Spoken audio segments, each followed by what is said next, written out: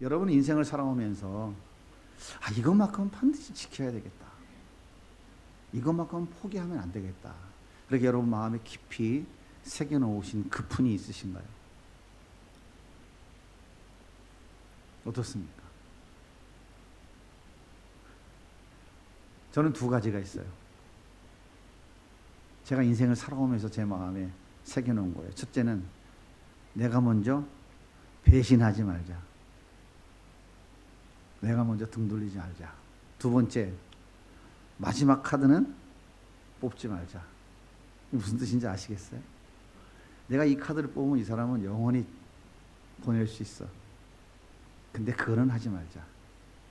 그건 인간이 할 수 있는 일이 아니다. 그런 생각 갖고 살았어요. 그러다가 제가 하나님 앞에 돌아와 목사가 돼서 한 가지 더 제 마음에 그 푼을 가졌어요. 끝까지 변질되지 않는 종이 되자. 자, 그렇다면 우리의 스승이고 우리의 주인 되신 예수 그리스도께서 자신을 따르는 제자들에게 주시는 그 푼이 무엇일까요? 자기 몸을 십자가에 내어주기까지 사랑한 자들, 바로 여러분들에게 너희가 진짜 그리스도인으로 살아가기 위해서는 이것만큼은 절대 잊어서는 안 된다라고 말씀하시는 것이 무엇일까요?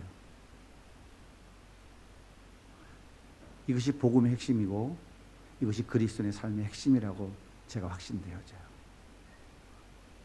바울은 성령의 인도하심을 따라 선교 여행을 중단하고 예루살렘으로 올라왔습니다. 그런데 바울을 죽이겠다고 하는 40명의 결사대가 기다리고 있었어요. 그들은 바울을 죽이지 않으면 우린 먹지도 마시지도 않겠다라고 결단한 사람들이었어요. 살기가 등등했겠죠.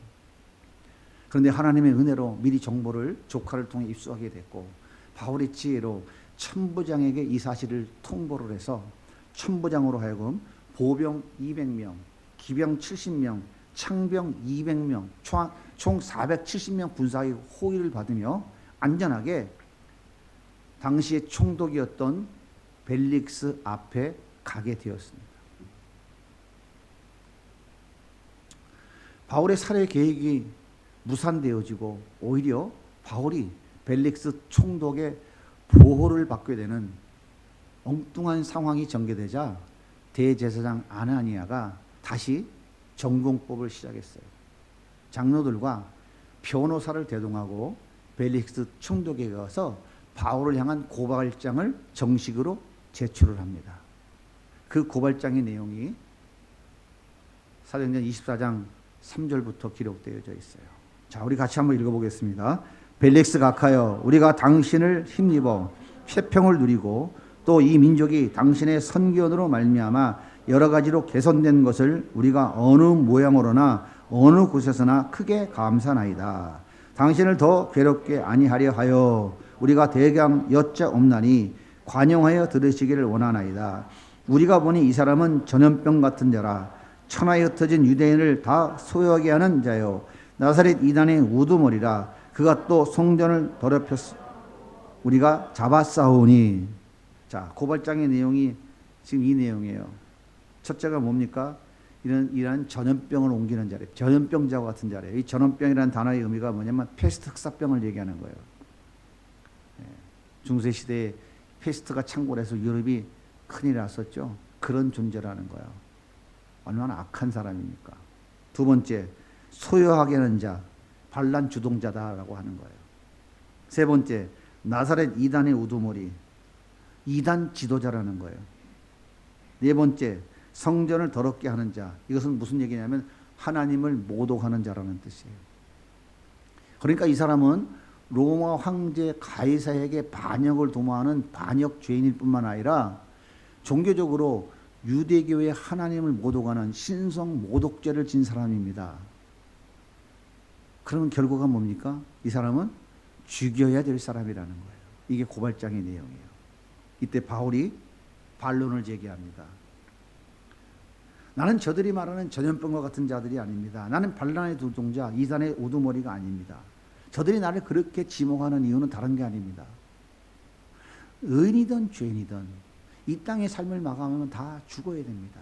그러나 때가 되면 그들은 모두 다 부활합니다. 나는 이것을 믿는다고 주장하는 사람입니다. 그런데 저들이 이것 때문에 나를 지금 고발한 겁니다. 아닙니다. 저는 가뭄과 기근으로 고생하는 내가 사랑하는 이 동족을 위해서 많은 재물을 기부받아 가지고 와서 이들에게 나누어 주었습니다. 그런데 어떤 사람도 내가 결례를 행한다고 말하는 사람이 없었습니다. 내가 하는 그 선행에 반대하거나 이 일을 제약하는 사람이 아무도 없었습니다. 어떠한 소동도 없었습니다. 아시지 않습니까? 총독 당신이 더 잘 알고 있지 않습니까? 저들이 나를 고발하는 이유는 단지 한 가지입니다. 내가 인간의 부활을 믿고 그것을 주장한다고 하는 것 때문입니다. 바울의 논리적인 반론에 벨리스가 크게 감동을 받았어요. 그 논리에 벨릭스는 더 이상 할 말이 없었어요.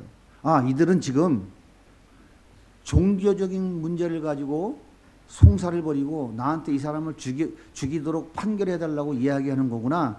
벨릭스가 눈치를 챘어요.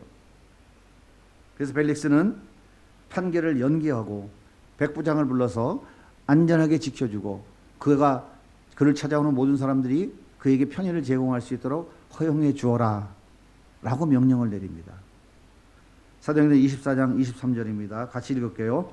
백부장에게 명하여 바울을 지키되 자유를 주고 그의 친구들이 그를 돌아봐주는 것을 금하지 말라 하니라. 그렇게 시간이 흘렀어요. 벨릭스의 마음이 궁금했어요. 도대체 저 사람이 말하는 게 무슨 말일까? 사람이 죽었는데 부활을 해? 도저히 이해가 안 되는데. 근데 뭔가 저 사람이 하는 말은 뭔가 의미가 있을 것 같아. 벨릭스는 바울이 이야기하는 그 부활이라고 하는 십자가의 도에 대해서 좀 더 알고 싶은 궁금증이 생겼어요. 그리고 저 바울이 내가 선처해주면 나에게 좀 뭔가 뇌물을 주지 않을까?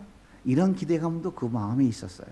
그래서 그의 유대인 아내 두루실라를 데리고 바울을 찾아왔습니다. 당신 나에게 지난번에 했던 얘기 좀 더 해줘봐. 당신이 알고 싶던 그 십자가의 도라는 거, 당신이 말하고 있는 그 예수 그리스도라고 하는 그 십자가에 죽은 사람에 관한 이야기를 나에게 좀 더 해줘봐. 어떻게 그 사람을 따르는 사람들의 삶은 내가 보는 사람들과는 좀 다른 것 같아.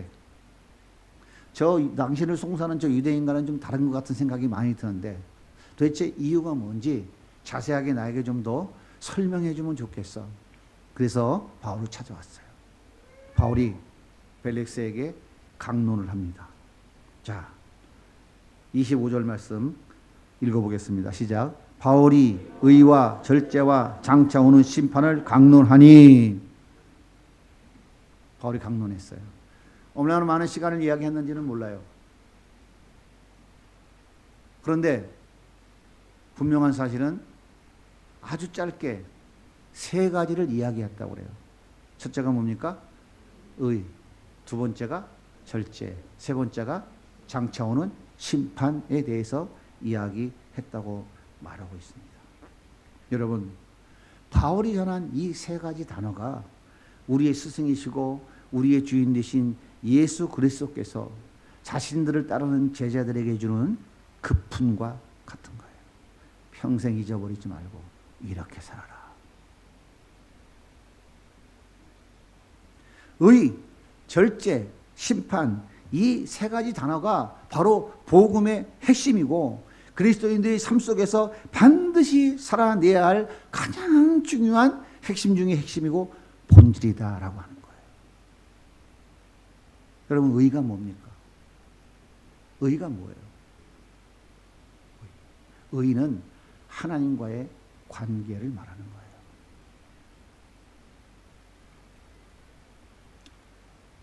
선악과 땅 온 인간은 에덴 동산에서 다 쫓겨났어요.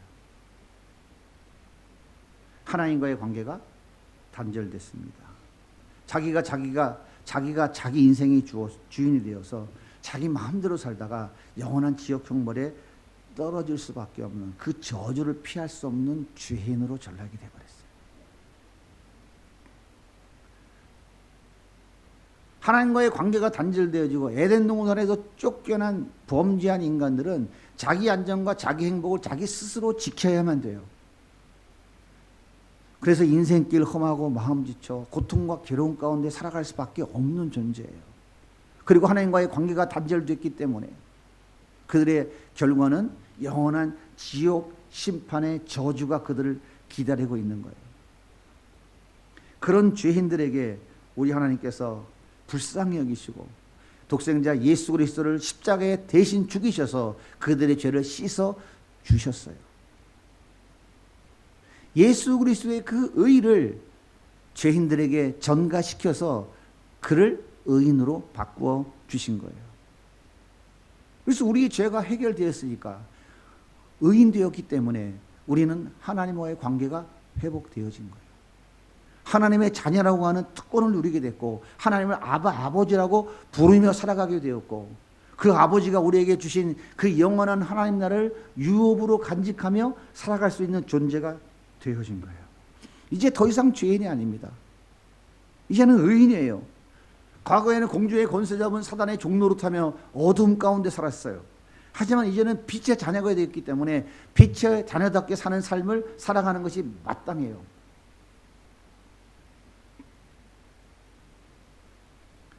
에베소 5장 8절에 이렇게 말씀하십니다. 너희가 전에는 어둠이더니 이제는 주 안에서 빛이라. 빛의 자녀들처럼 행하라. 빛의 열매는 선함과 모든 착함과 의로움과 진실함에 있느니라. 이렇게 의가 회복된 자들, 하나님과의 관계가 죄로 인해 단절되어졌다가 예수의 의를 전가받아 의가 회복, 죄인이 의인된 자들, 그래서 하나님과 관계가 회복되어진 자들, 그래서 하나님의 자녀라고 하는 놀라운 특권을 누리고 있는 자들, 그들은 어떤 자들입니까? 빛이라고 비유로 표현하게 되어지는 하나님의 자녀이기 때문에 하나님의 자녀답게 살아가는 것이 마땅하다고 하는 거예요. 동의하십니까? 그걸 왜 동의해야 돼요? 힘들고 어려운데. 예수 믿고 구원받아 천국만 가면 되지. 성경은 그렇게 말하지 않아요. 하나님과의 관계가 회복되었기 때문에 우리는 관계된 하나님의 이 관계를 계속 유지해 가야 돼요. 이게 신앙생활이라고요. 이 의를 깨트리면 안 돼요. 빛의 자녀로서 빛의 열매를 맺는 삶을 살아가는 것이 하나님과의 관계가 회복되어진 의를 소유한 우리들의 삶이라는 것이에요. 뿐만 아니라 이 땅의 것을 추구하는 삶에서 돌아서서 하늘의 것을 추구하는 삶으로 우리 삶이 바뀌어야 돼요. 고린도서 3장입니다. 같이 한번 읽어볼게요. 그러므로 너희가 그리스도와 함께 다시 살리심을 받았으면 위의 것을 찾으라. 거기는 그리스도께서 하나님 우편에 앉아 계시니라. 위의 것을 생각하고 땅의 것을 생각하지 말라. 이는 너희가 죽었고 너희 생명이 그리스도와 함께 하나님 안에 감추어졌음이라. 그러므로 땅에 있는 지체를 죽이라. 곧 음란과 부정과 사욕과 악한 정욕과 탐심이니 탐심은 우상 숭배니라. 땅에 있는 거, 음란과 부정과 사욕과 악한 정욕과 탐심을 버려야 된다는 거예요. 이것을 붙잡기 위해 쫓아가면 의가 깨지는 거예요. 하나님과의 관계가 깨어지는 거예요.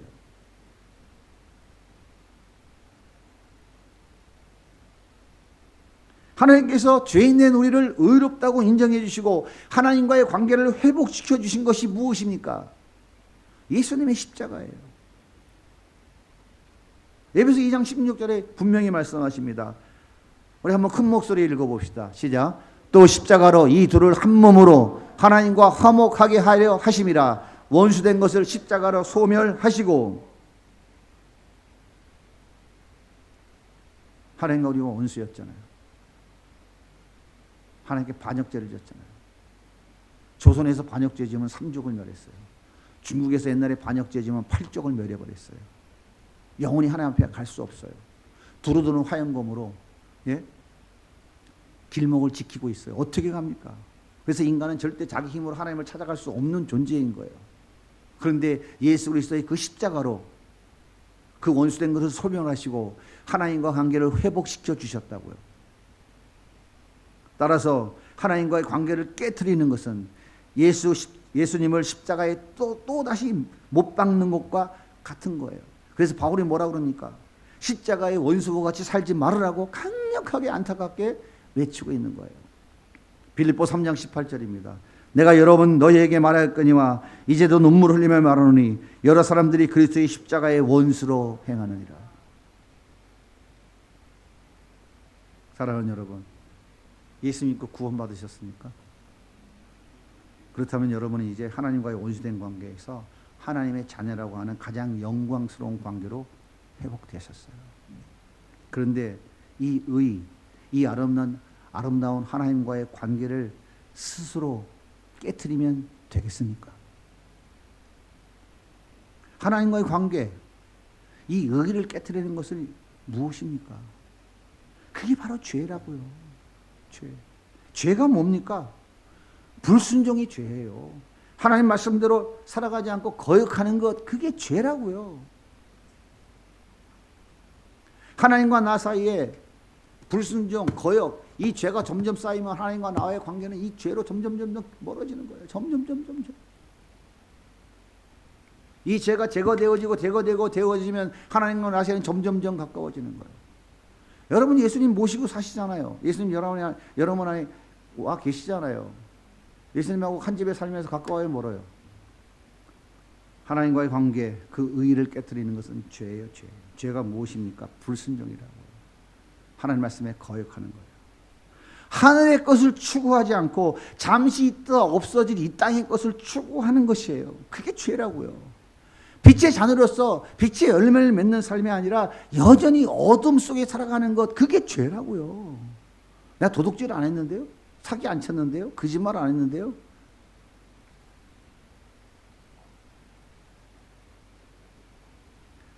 예수님과 함께 살아가면서 여전히 내가 내 인생의 주인이라고 내 멋대로 살아가는 것, 그게 죄라고요.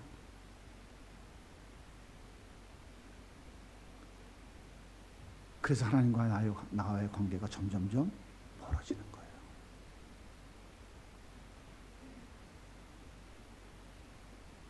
그런데 해보니까 좀 쉽지 않죠. 나도 옛날에 처음 주님을 만났을 땐 뜨거웠어요. 주일이 언제 오나 손으로 기다리고 막 그냥 찬송가만 나와도 막 눈물이 나고 그랬는데 쉽지 않네요. 네, 쉽지 않습니다. 제가 알아요. 그럼 어떻게 하면 좋을까요? 그럼 어떻게 해야 되냐 말이에요. 쉽지 않은데 이걸 어떻게 해야 돼요? 그냥 마냥 주저앉아서 그냥 될 대로 되라 하고 있어야 될까요? 그래서 바울이 두 번째 강조하는 단어가 바로 절제인 거예요. 절제하지 않기 때문에 하나님과의 관계가 유지되지 못하고 깨어진다 이 말이에요. 여러분 절제가 뭡니까? 절제가 뭐죠? 아 오늘 치킨 땡기네. 내가 기본 2마리니까 치킨 2마리 콜라 1.8 하나 주문해야지. 아니다 가만히 있어봐. 요즘 몸 소화도 좀 안 좋은데 건강 생각해서 지금 밤 10시에 2마리 그렇고 1마리로 줄이자. 그럼 이게 절제예요? 절제일까요? 나 삼겹살 10인분 기본인데 오늘 5인분만 먹자. 5인분. 그래 절반 줄이자. 내 평소에 게임 5시간 하는데 오늘부터 내가 2시간으로 줄일 거야. 내가 하루에 드라마 10시간씩 보는데 오늘부터 내가 5시간으로 줄일 거야. 여러분 이것이 절제일까요? 성경이 말하는 절제는 자기 유익을 위해 평소보다 뭔가 조금 양을 줄이는 것, 그것이 절제가 아니에요. 성경이 말하고 있는 이 절제는 철저하게 잘라버리는 거예요. 칼로 물을 썰어내듯 잘라버리는 거예요. 이게 바울이 말하고 있는 절제인 거예요. 예수님께서 요한복음 16장에 바울이 한 이 얘기를 이미 하셨어요. 성령이 오시면 그가 의에 대해 죄에 대해 심판에 대해 말씀하실 것이라고 이미 말씀하셨어요. 성령이 임하셔서 바울은 예수님 말씀이 무슨 말인지 알고 오늘 벨릭스에게 예수님이 하셨던 그 3가지 단어를 지금 강력하게 선포하고 있는 거라고요.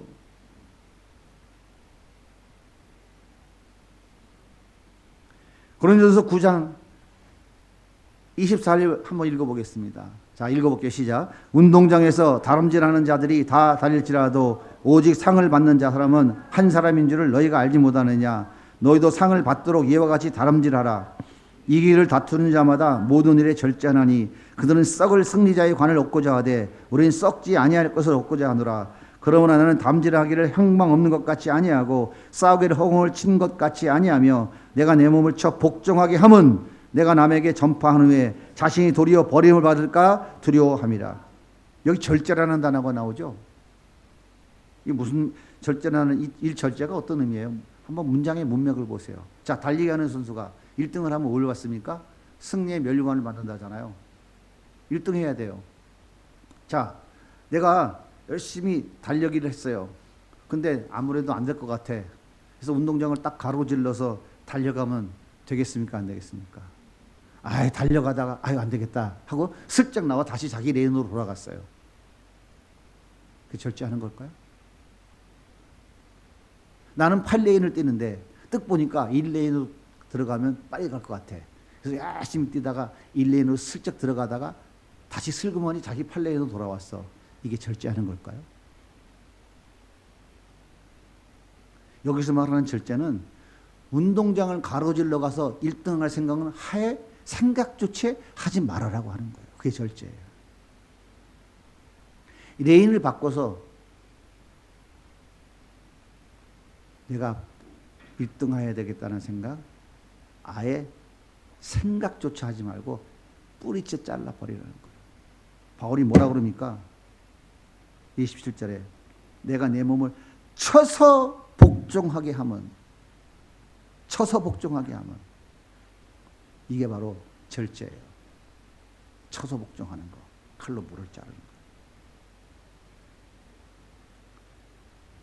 성경이 말하는 절제는 운동장을 가로질러 갈 생각조차 하지 말고 레인을 바꿀 생각조차 하지 말라는 거예요. 쳐서 복종시켜 칼로 무자를 잘라서 아예 생각조차 하지 말라는 거예요. 의의를 깨트려 하나님과의 관계를 멀게 하는 음란과 사욕과 악한 정욕과 탐심, 이 땅에 잠시 있다가 없어질 것들과 적당히 타협하고 조절하는 것이 아니라 그것들을 칼로 무자르듯이 잘라 버려야 된다는, 이게 절제예요. 그래야 의가 깨지지 않는다는 거예요. 하나님과의 관계가 유지가 된다는 거예요.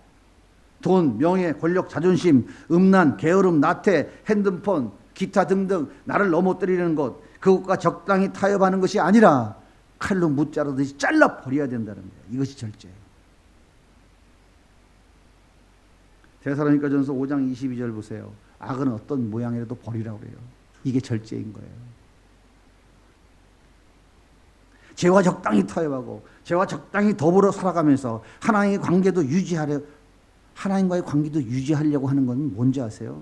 내가 이 땅에서 육체의 정욕과 쾌락을 마음껏 누리며 탐심도 마음껏 누리며 잘 먹고 잘 살다가 죽어서도 천국에 가고 들어가야 되겠다고 하는 지극히 어리석은 생각이에요.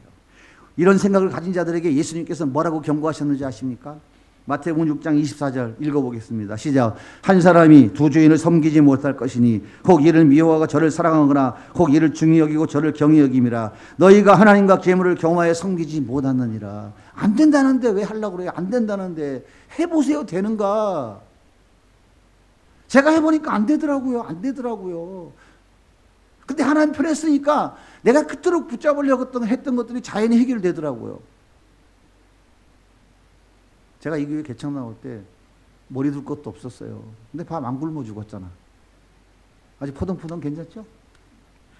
예? 그래요, 안 그래요? 보세요, 제 얼굴이 얼마나 멋있게 잘생겼어요. 비웃는 거는 건강에 해롭습니다. 제 눈썹을 보세요. 예? 제가 어디 나가면 사람들이 다 그래요. 아유, 나이가 아직 한갑 되려면 모르셨죠? 아이, 그럼요. 내가 나이가 32살인데.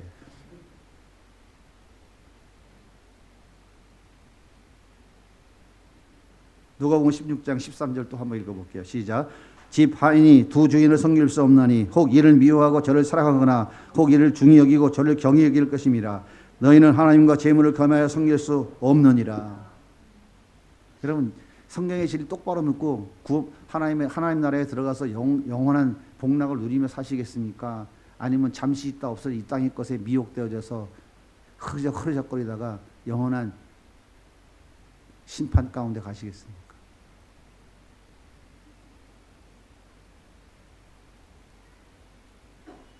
바울은 십자가의 원수와 같이 살아서는 안 된다고 그렇게 피를 통하며 외치는데 어째서 절제하지 않는 걸까요?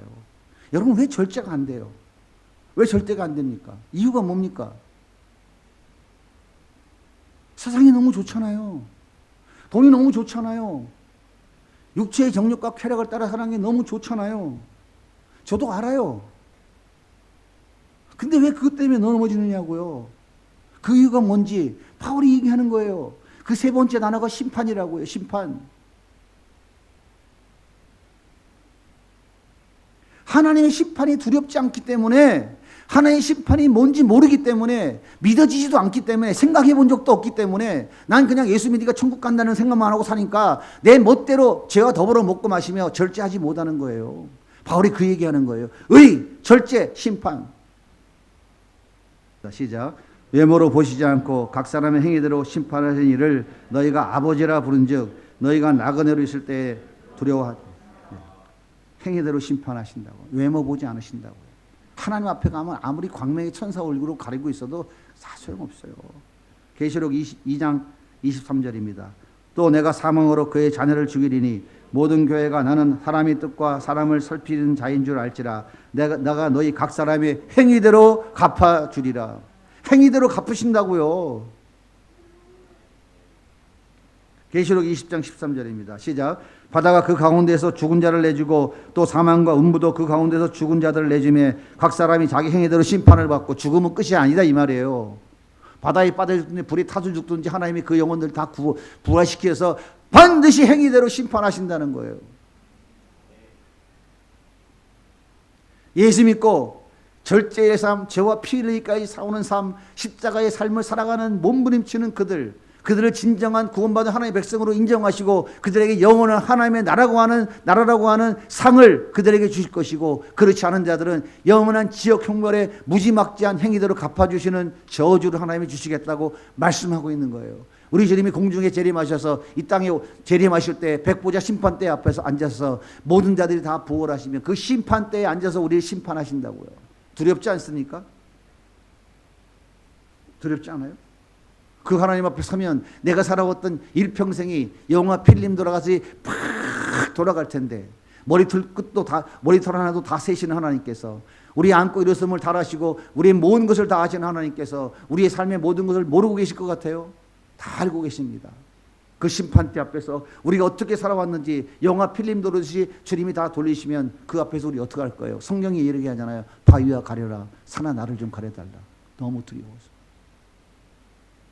우리가 왜 죄와 더불어 먹고 마시며 하나님이 그를 깨뜨리고 하나님과의 관계를 깨뜨리고 예수 그리스도의 십자가에 또 못 박는 십자가의 원수와 같은 삶을 살아가면서도 아무 겁도 없이 두려움 없이 그렇게 내가 예수 잘 믿는 사람인 것처럼, 내가 이틀 10일 금식합니다. 10의 1조를 드립니다. 난 이렇게 구제도 하고 이렇게 잘하고 주일날 예배, 오후 예배, 저녁 예배, 새벽 기도 열심히 다 잘 나옵니다. 나는 당연히 천국 가야죠.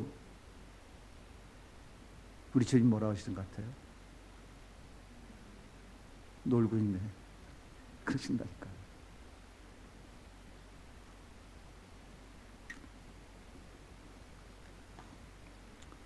진정 하나님의 심판이 두렵고 떨린다면 어떻게 죄와 더불어 먹고 마시면서 하나님이 예수 십자가로 세워놓으신 그 의를 깨트리는데 전혀 눈 하나 꼼짝 안 할 수 있을까요?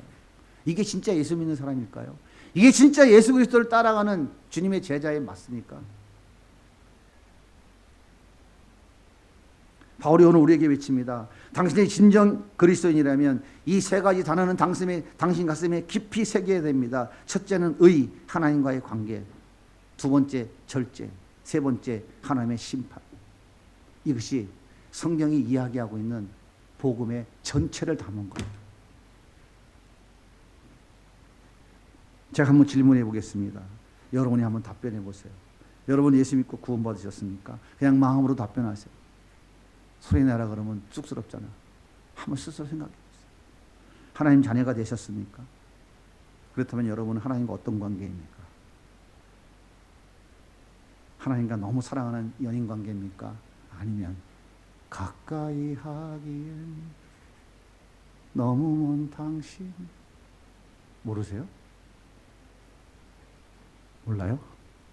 여기는 모르겠지만 문희자 집사님 아시죠? 가까이 하긴 너무 먼 당신인가요? 만약 그렇다면 하나님과 멀어지게 만드는 것을 칼로 못 자르듯이 자르셔야 돼요. 지금 당장 잘라야 돼요. 내일 조금 지나서 당장 잘라야 돼요. 만약 잘라지 못하고 머뭇거리고 있다면 하나님의 심판이 두렵지 않기 때문이에요. 사사시대 보십시오. 그들이 가나안 족속을 다 쫓아내지 않았어요.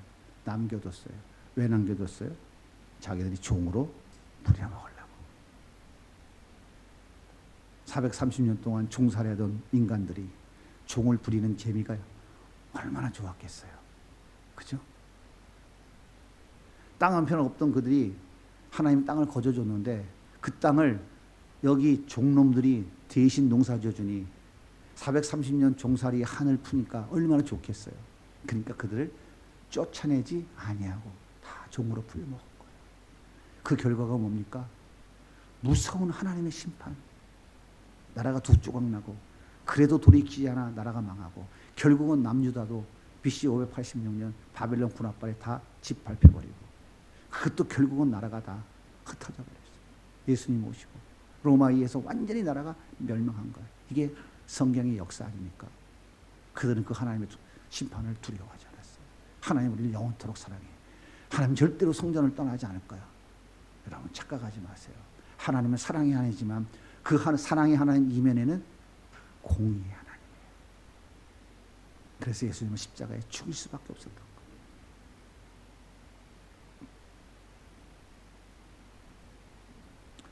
바울에게 이 세 가지 복음을 들은 벨릭스는 어떻게 반응했을까요? 오늘 말씀을 다시 보세요. 시작, 같이 읽어볼까요? 시작. 바울이 의와 절제와 장차 오는 심판을 강론하니 벨릭스가 두려워하여 대답하되 지금은 가라. 내가 틈이 있으니 너를 부리라. 반응은 두 가지였어요. 두려움이었어요. 두 번째는 그 자를 피하는 거였어요.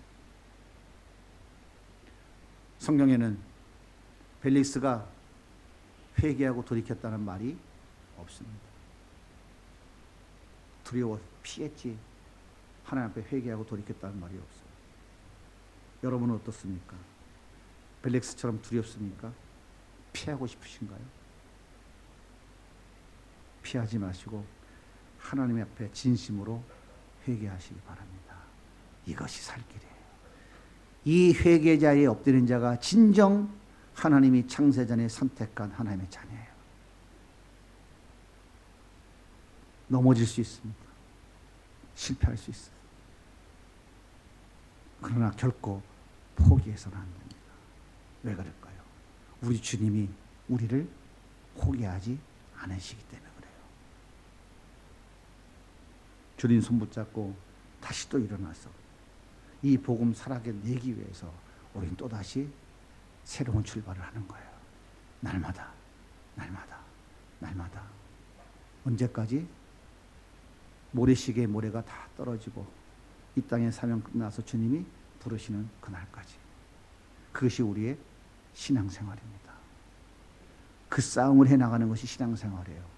아파트 한 평수 늘리는 것이 우리의 신앙생활이 아닙니다. 그 싸움하는 거예요.